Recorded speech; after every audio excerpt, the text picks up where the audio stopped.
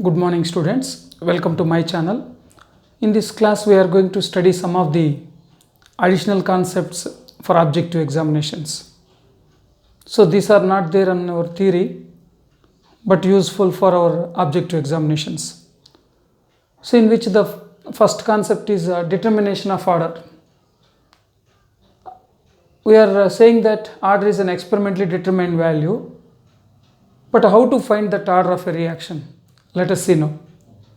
But please remember that to find the order of the reaction, what we do is we will find the concentration of the reactants at different time intervals. So different time intervals like 5 seconds, 10 seconds, 15 seconds. Likewise, we will find the concentration of the reactants at various intervals. So this is the information needed for finding the order. So there are some methods like so here determination of order.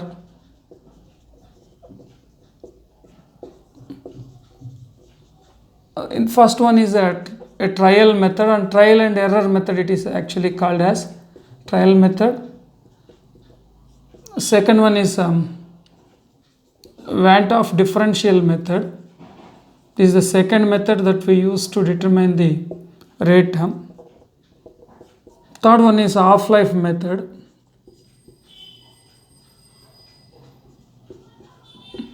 And the last one that we are going to discuss is Ostwald's method. So these are some of the methods by using which you can determine the order of a reaction. Let us see how the order of the reaction is determined by using this. Now let us go for the very first method here. What is the first method here? A trial method. If you see the name here, it is a trial and error method actually. Trial means just we try with different equations. I mean to say that in trial method we take for example for a zero order, what is the integral rate equation? K is equals to R0 minus R by T.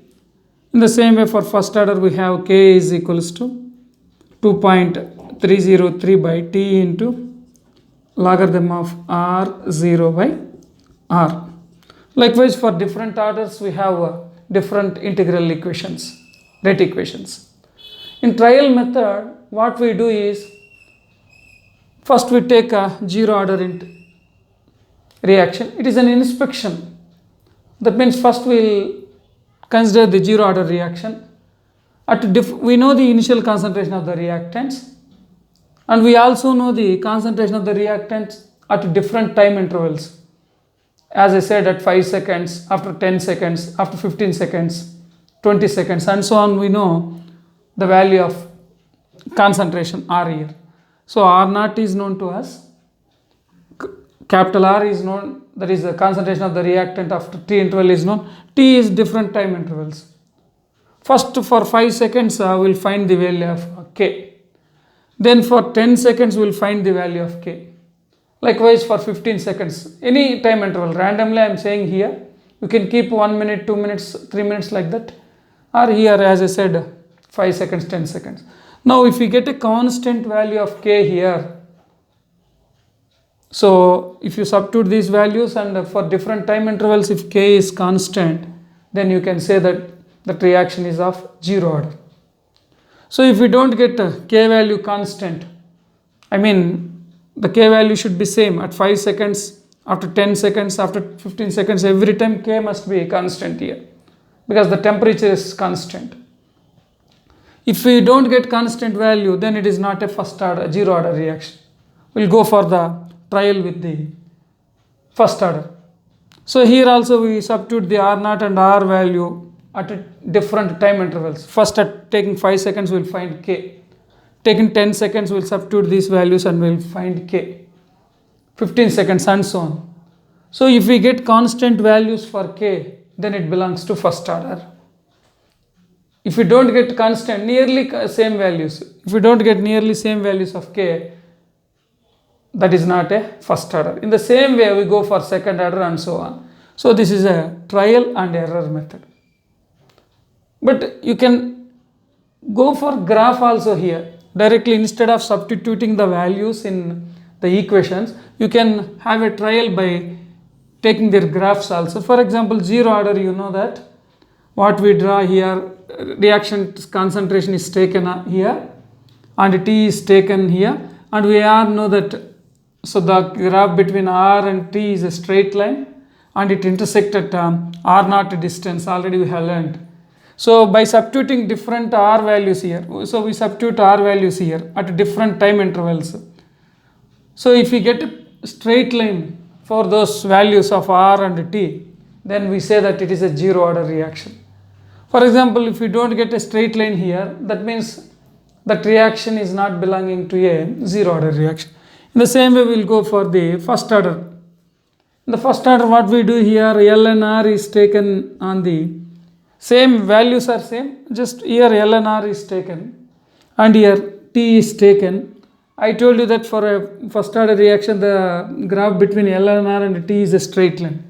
So if you take different R values and L and R values and different time intervals, then if you get a graph, a straight line that is intersecting the y-axis, that means it is belonging to the first order. In the same way, if it is not a straight line for first order, we go for second order and so on. So that it is purely a trial and error method. Somewhat tedious and lengthy. We are not accurately knowing first instance itself, we are not knowing the order. Maybe first zero order, if not, we go for first order, if not, we go for second order and so on. Now let us go for the second method, that is Van't Hoff differentials method. So we know the differential equation of a rate. By taking that, we find the order of the reaction. We use that equation and find the order of the reaction. So what is the rate here? For example, C is the concentration, then change in the concentration is dC by dt. Remember that change in the concentration dC by dt is equals to K into C power n.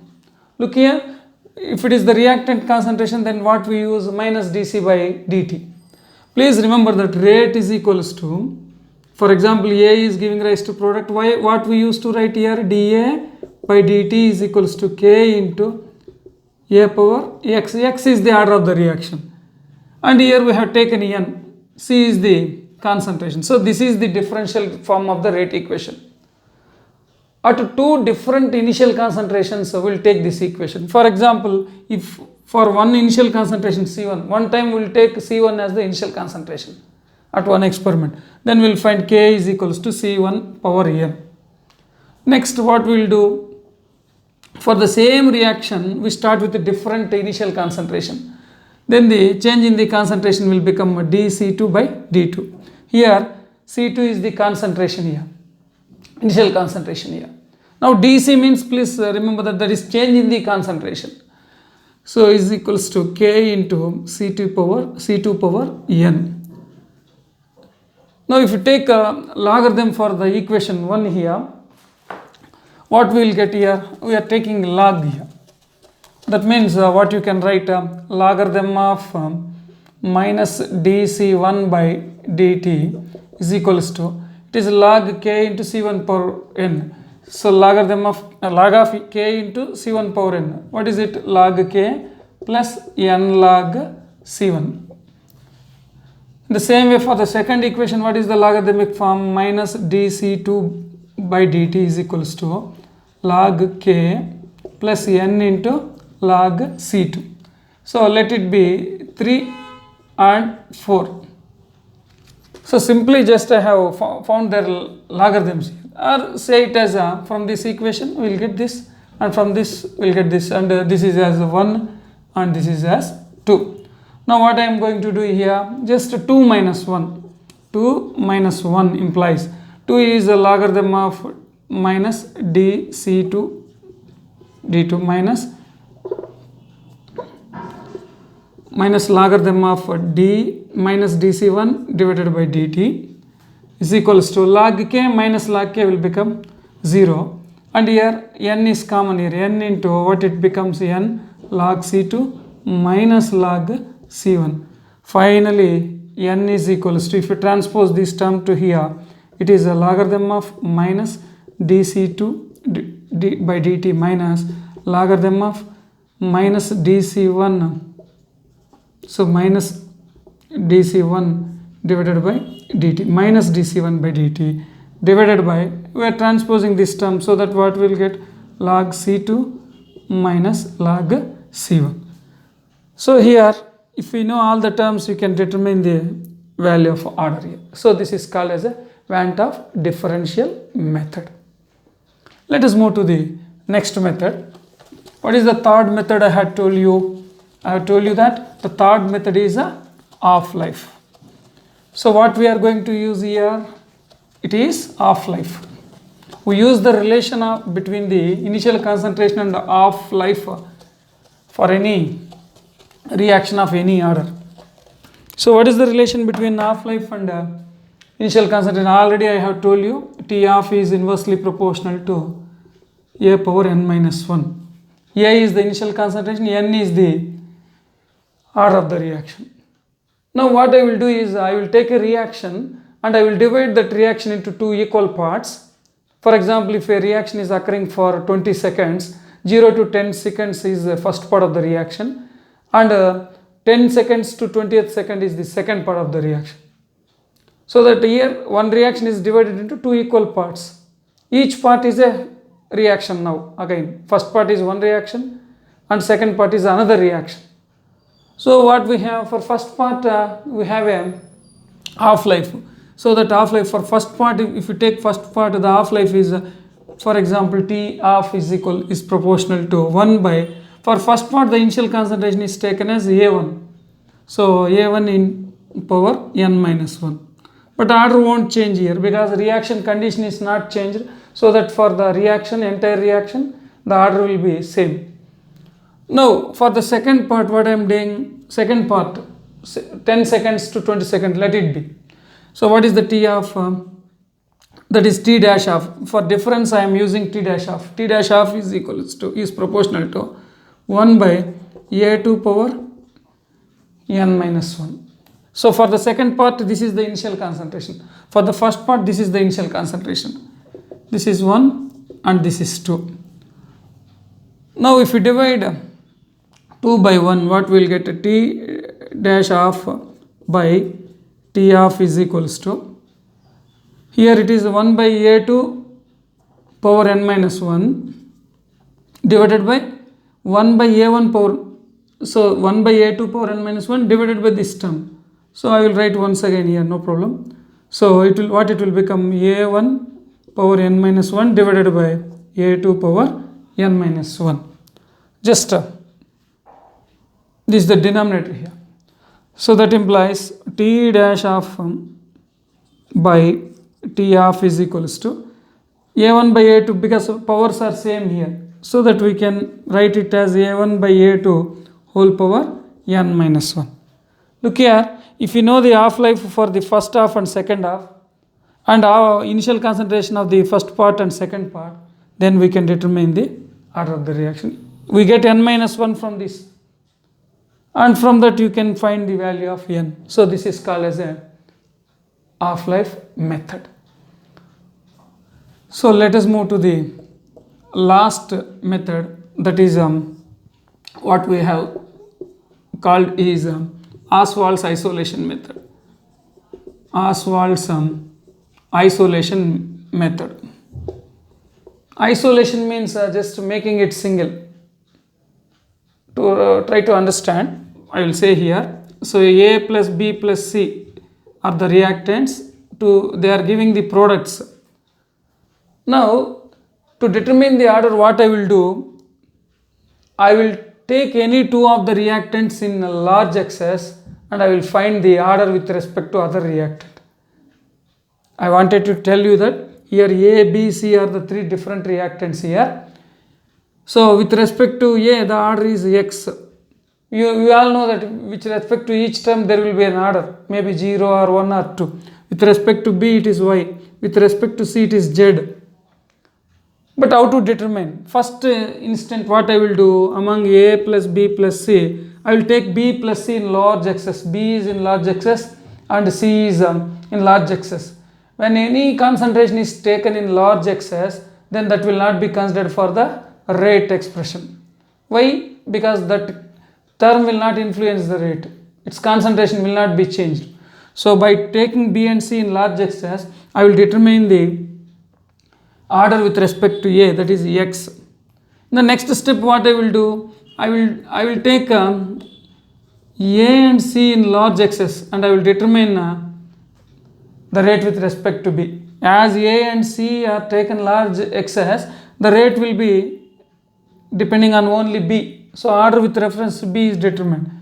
In the same way, with respect to C also we can determine. After determining, while determining C, what we have to do, A plus B is taken in large excess, and with respect to C the rate order is determined Z.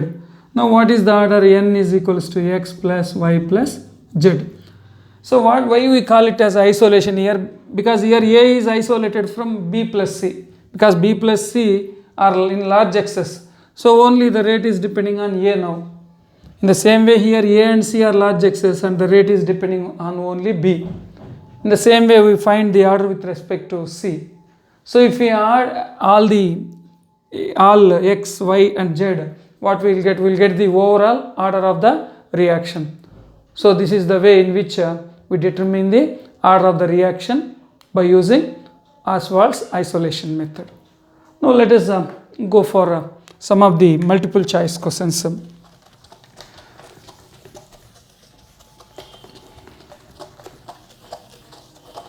So we can determine the order of the reaction by trial and error method, or half-life method, or by Van't Hoff differential method, or by Ostwald's isolation method.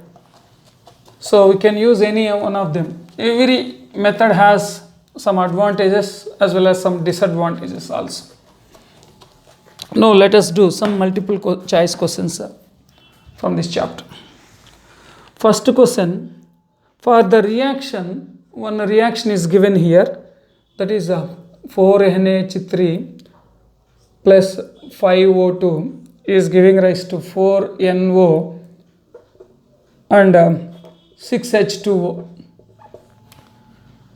So this is the rate. For the reaction, the rate of formation of NO, the rate of formation is given. Formation means dNO by dt is given here. What is it? 1 into 10 power minus 3 moles per liters per second. This is what given. Now what is the rate of disappearance of oxygen? What we have to find, the rate of disappearance of oxygen should be found here. So here the relation is between oxygen and nitrogen. So let us write the rate equation with respect to oxygen and nitrogen. What is the rate with respect to oxygen? D of, I told you that the coefficient must be used here. If 5 is there, it will become 1 by 5 as the coefficient. This is the rate with respect to oxygen. With the coefficient, I told you it becomes the rate of reaction.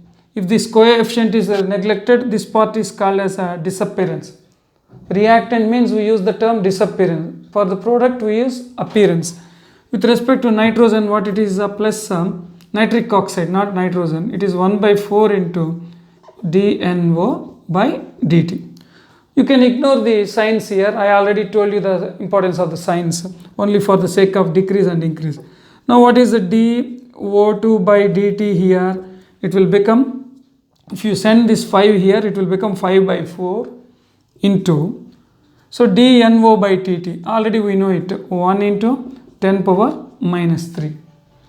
So 5 by 4 means 4 ones, 4.25. So what is this value? 1.25 into 10 power minus 3 moles per liter per second. This is nothing but rate of disappearance of oxygen. So what is the right option here? If you see, the third option will be the right option, that is 1.25 into 10 power minus. So in this way we can relate any two terms here by using a differential form of the rate equation, and you can find the rate of appearance or rate of disappearance or rate of the reaction. If one is given, you can find any other term rate of appearance or disappearance of any other term in the, other reactant or product in the reaction. Let us go for the next multiple choice question. 75% of a first order reaction was completed in 32 minutes. So here T75% is given. T75 means the time required for the completion of 75%. That is equals to how much it is given? It is given like 32 minutes. What is the time taken for the completion of 50% of the reaction? So that means T50% we have to find. T50% is also called as the half-life.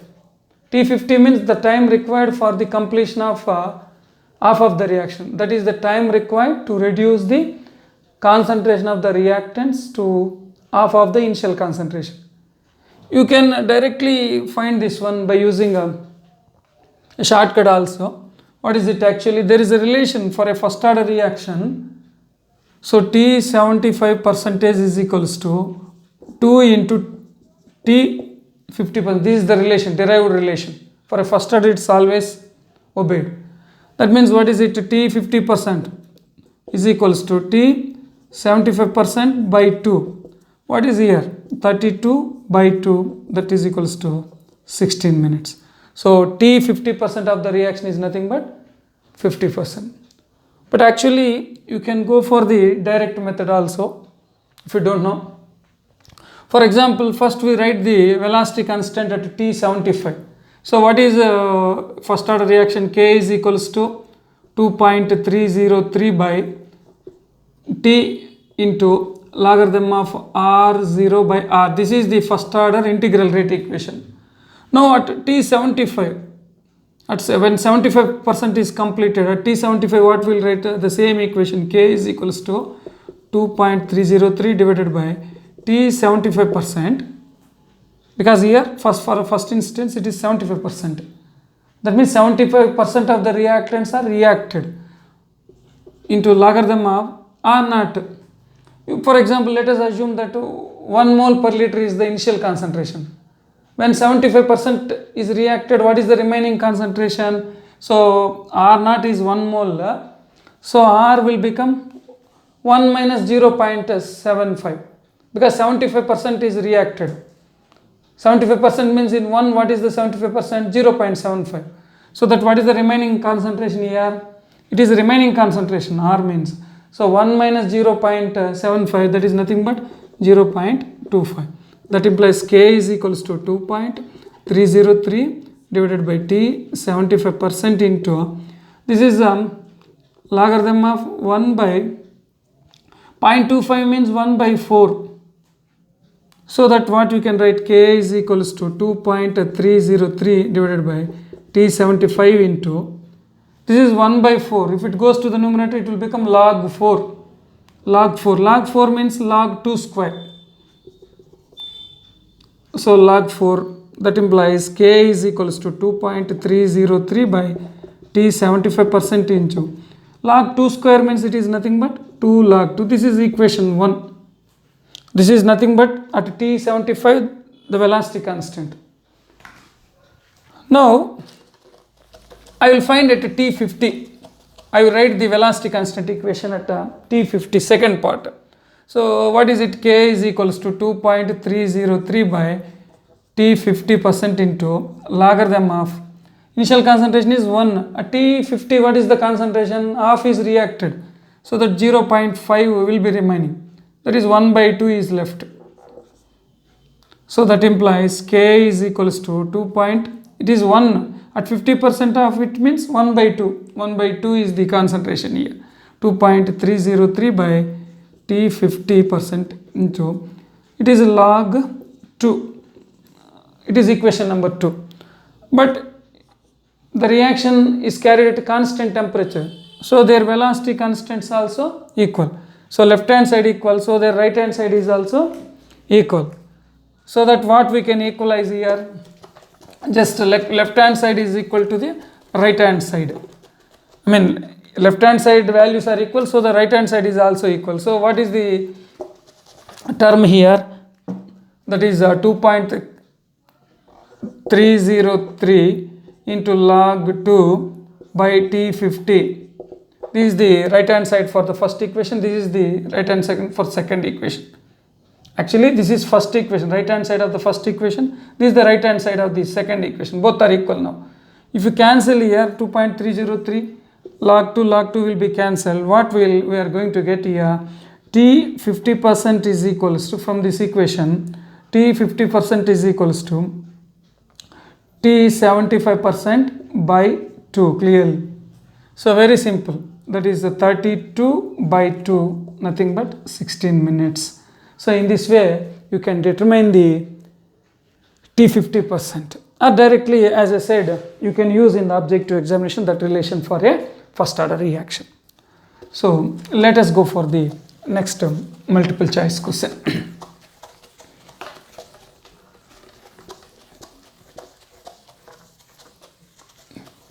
Third multiple choice question.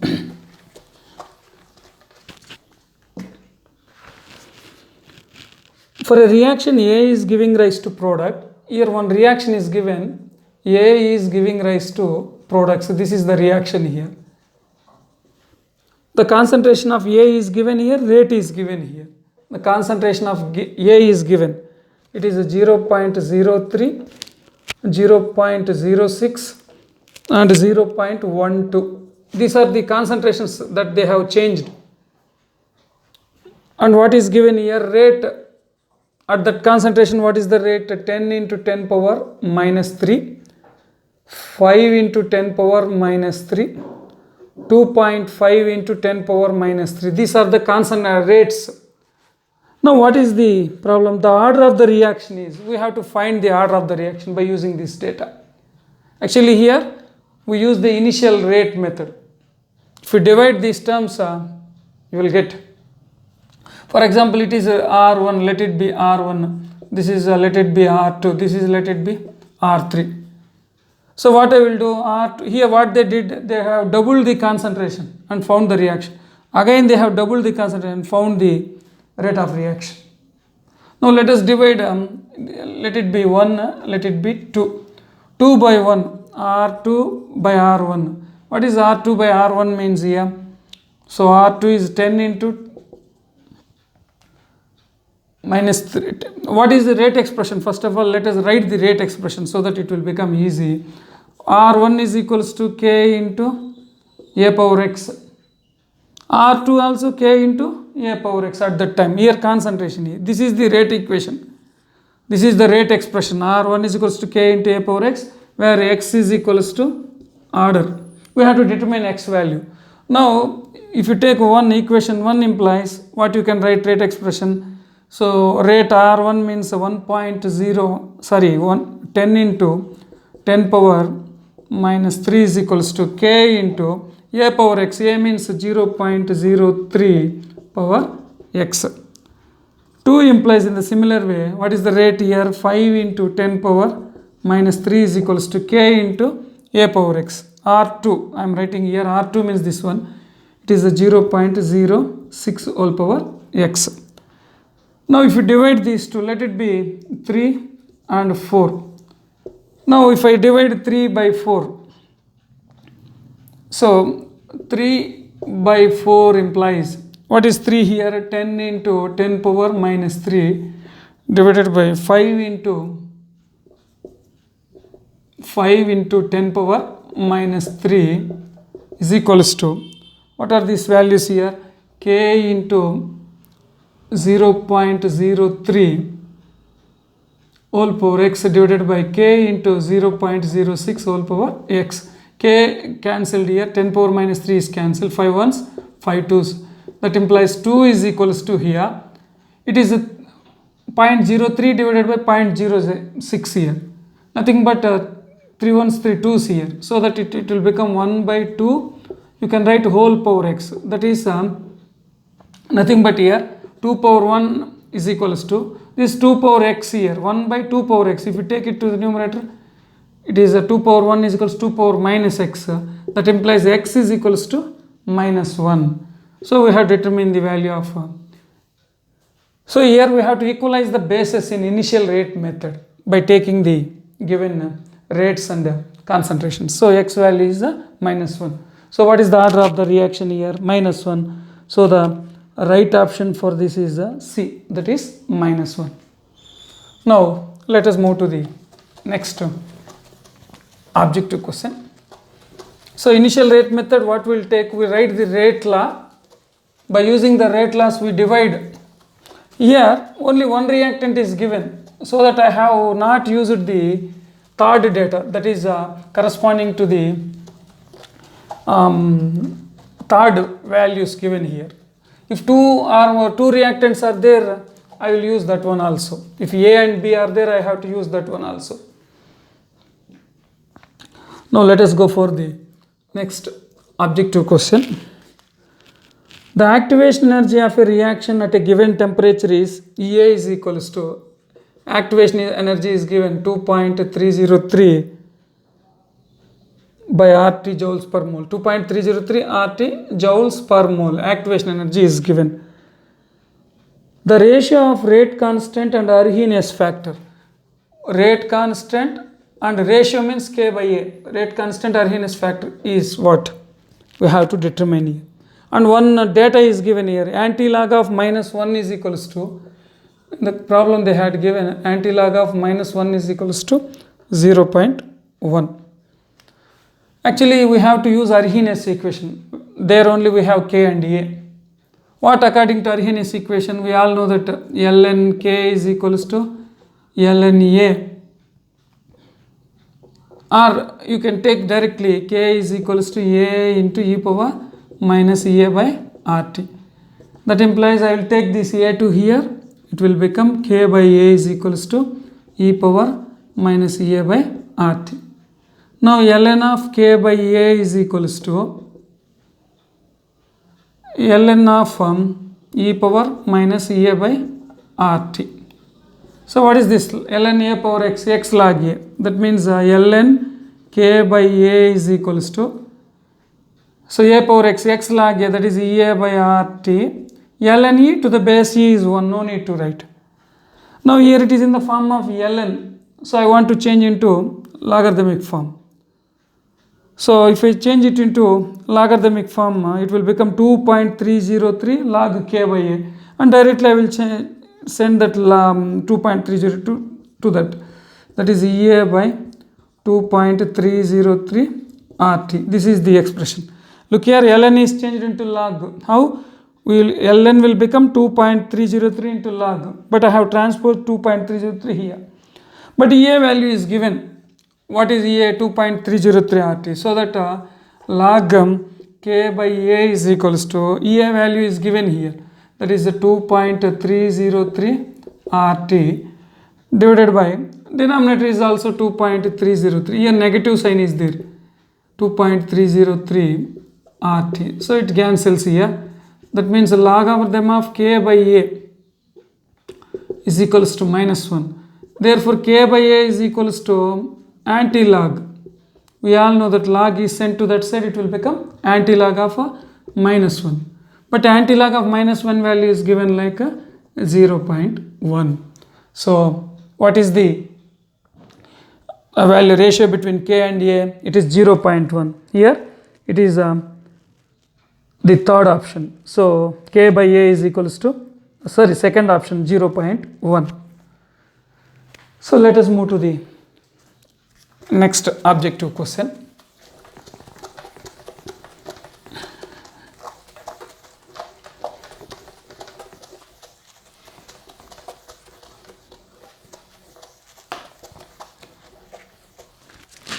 I will read the question here.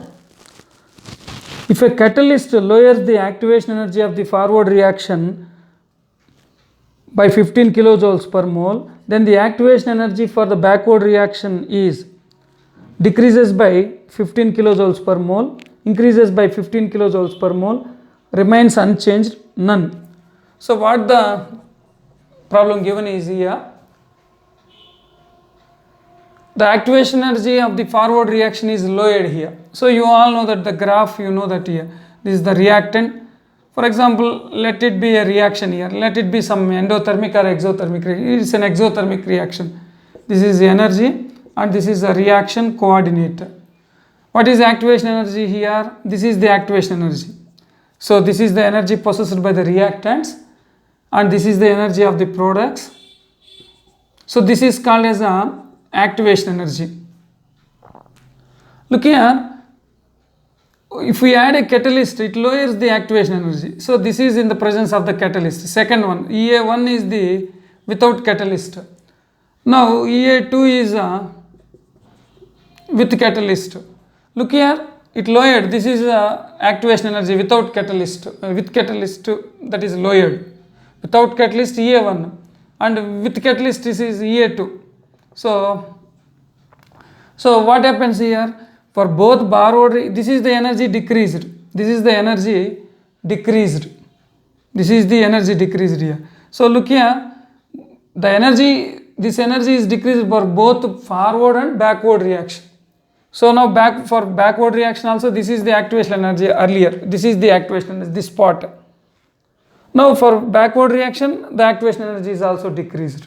So that catalyst, please remember that equally decreases the activation energy for both the forward and backward reaction. The catalyst is a substance that lowers the activation energy by diverting the reaction path. So here, what is the right option? It decreases the activation energy of the backward reaction by 15 kilojoules per mole. Decreases by 15 kilojoules per mole is the right option. Remaining objective questions will continue in the next class. Thank you.